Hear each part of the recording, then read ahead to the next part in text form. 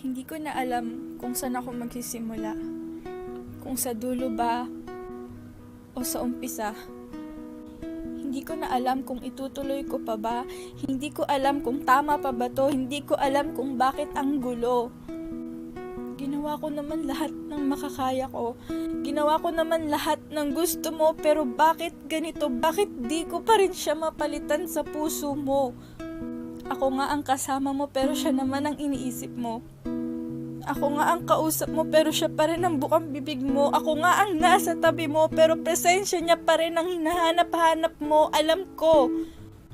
Dahil ramdam ko. Pero sabi ko kasi sa sarili ko, magpapakatatag ako. Dapat hindi na ako naapektuhan sa lahat ng to, pero mahal, ang sakit kasi. Ang sakit-sakit mong mahalin. Hindi ko alam kung bakit pilit pinaglalaroan ng tadhana ang puso ko, kung bakit ako ang pinili ni tadhana para saktan ng ganito, at kung bakit lagi na lang akong nabibigo. Bakit laging ako? Bakit laging ako yung nasasaktan?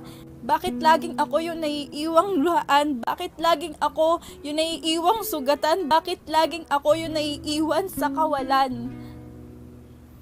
Ano bang mali sa akin? Meron ba? May kulang ba? May sobra ba? Sabihin mo naman para alam ko kung anong gagawin ko. Bakit ako? Hindi ba ako karapat dapat sumaya?